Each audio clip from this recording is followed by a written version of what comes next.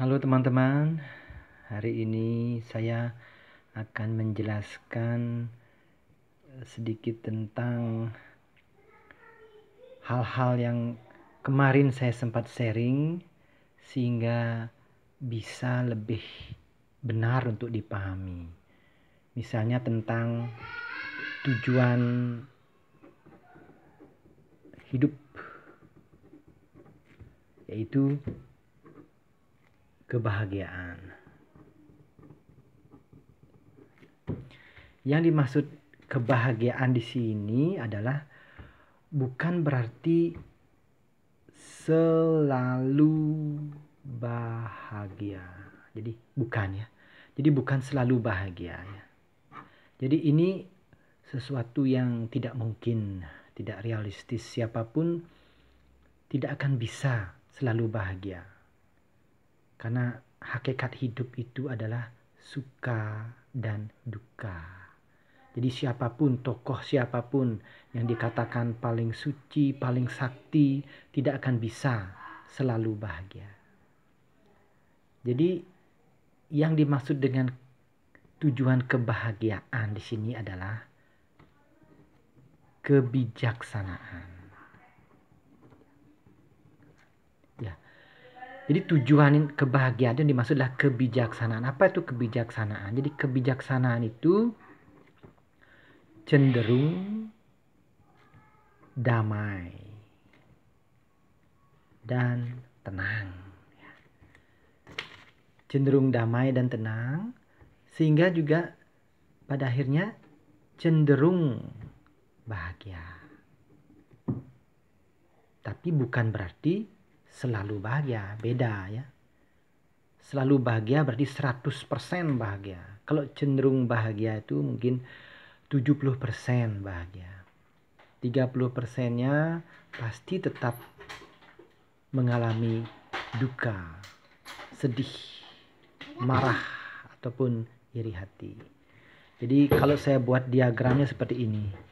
Kebijaksanaan itu, saatnya inilah ketenangan. Orang yang bijaksana itu akan senantiasa tenang, damai, bahagia, tenang, damai. Pada saat ada masalah dia akan menderita duka, sedih, tapi tidak dalam, tidak lama, hanya sebentar.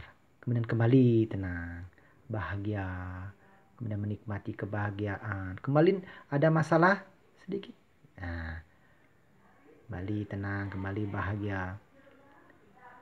Jadi dukanya itu tidak dalam, tidak lama, dan tidak sering. Karena apa?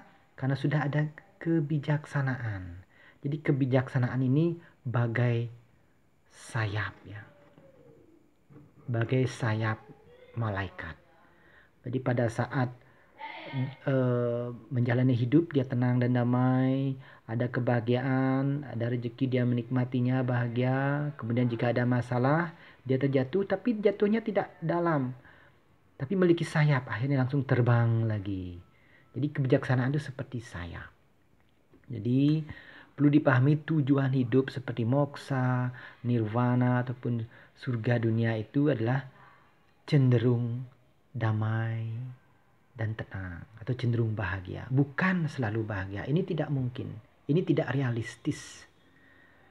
Sehingga jangan sampai kita menjalani jalan spiritual, doktrin kita saya ingin bahagia, bahagia. Malahan kita jadi stres karena kok tidak bahagia. Kok masih ada duka? Ya jelas. Ini alami dan wajar. Tidak akan mungkin kita selalu bahagia. Jadi kita perlu pahami lagi tujuan hidup itu adalah kebijaksanaan. Kebijaksanaan yaitu merupakan suatu keadaan yang cenderung damai dan tenang. Begitu juga sebelumnya saya sempat menjelaskan tentang menerima penderitaan ya. Tentang menerima penderitaan ini maksudnya bukan berarti pada saat datang masalah atau penderitaan ataupun ujian kita harus senang dan selalu tersenyum. Tidak.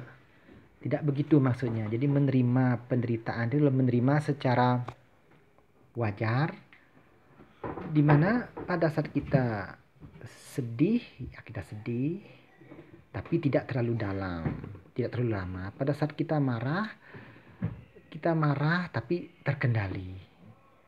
Pada saat datang iri hati, ya itu wajar ada dalam diri kita, tetapi kita tidak mengikutinya. Pada saat kita takut itu wajar, tapi kita kendalikan dan kita sadari itu tidak benar. Jadi itu mungkin penjelasan yang perlu tentang tujuan hidup dan juga tentang menerima penderitaan. Menerima penderitaan itu menerima secara wajar sebagai manusia.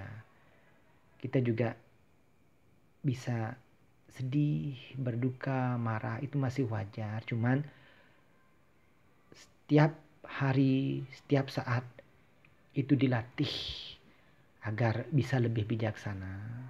Jadi tidak terlalu dalam, tidak terlalu lama, tidak terlalu sering kita sedih ataupun marah ataupun muncul rasa takut, iri hati. Sampai pada akhirnya betul-betul semua itu terkikis. Tapi tentunya